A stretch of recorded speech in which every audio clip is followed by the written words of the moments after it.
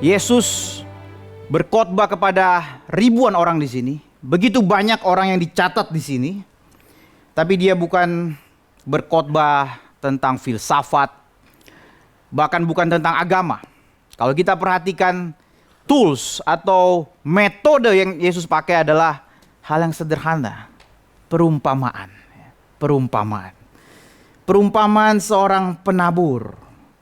Lalu pada ayat yang terakhir kita melihat bahwa setelah dia mengajar begitu banyak orang, murid-muridnya menarik dia ke samping dan bertanya, kenapa mengajar dengan cara begitu?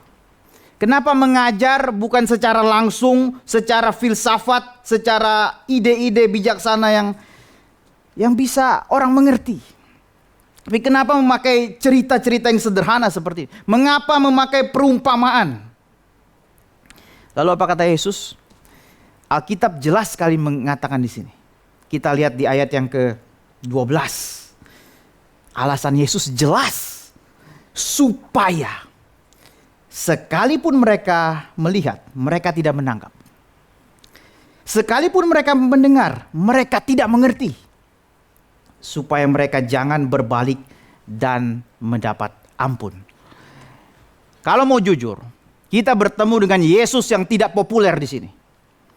Kita mengharapkan kalau kita berhasil mengumpulkan ribuan orang, kira-kira ekspektasi apa yang harus diajarkan kepada mereka? Ajaran seperti apa yang harus diberikan kepada mereka? Apakah akan mengajar yang sulit-sulit? Tentu tidak. Pasti kita akan membuat bahasa yang begitu sederhana sampai mereka mengerti. Tapi di sini jawaban Tuhan Yesus itu sangat-sangat berbeda. Justru supaya mereka tidak mengerti. Kita ekspektasinya adalah Yesus berkhotbah secara menarik. Yesus berkhotbah secara mudah didengar dan seterusnya. Tapi kita akan mencari tahu hari ini, mengapa penulis Injil ini, Markus, mencatat demikian. Apa maksud dan tujuan Markus? Apa yang mau diajarkan oleh Markus kepada gereja pada saat itu dan kepada kita hari ini? Kita mau lihat bahwa pertama Markus mau bilang bahwa sangat mungkin orang itu terlalu cepat berpikir dia sudah mengerti Injil. Merasa sudah tahu Injil, sudah percaya kepada Injil. Dan biasanya orang-orang seperti ini dalam pengamatan Markus biasanya punya motivasi yang lain. Biasanya mempunyai motivasi yang salah. Akhirnya yang mereka katakan percaya kepada Injil itu hanya di permukaan. Hanya di permukaan. Markus tidak mau orang Kristen itu mempunyai pengertian yang dangkal. Berarti dalam zaman dia sudah melihat begitu banyak orang datang kepada Yesus, motivasinya salah. Hanya dalam permukaan saja melihat seperti mengerti. Dan di sini Yesus ingin kita mengenal dia secara mendalam. Dan dia memakai perumpamaan itu tidak bisa diremehkan. Jangan pikir perumpamaan itu seperti kita lagi mau mengkhotbahkan sesuatu yang sulit lalu kita ringankan. Kita pakai ilustrasi, kita pakai dan sebagainya. Itu perumpamaan seperti itu. Oh enggak begitu. Justru Yesus memberikan perumpamaan untuk memprovok pikiran manusia.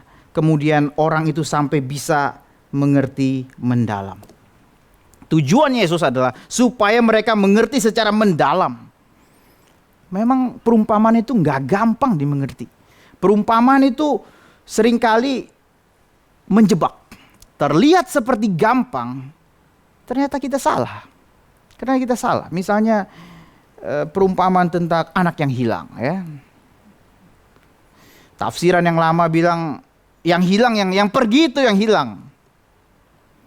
Yang benar adalah yang tinggal di rumahnya. Ternyata yang di rumahnya juga terhilang. Tidak begitu simpel ternyata. Tidak terlalu mudah untuk kita mengerti.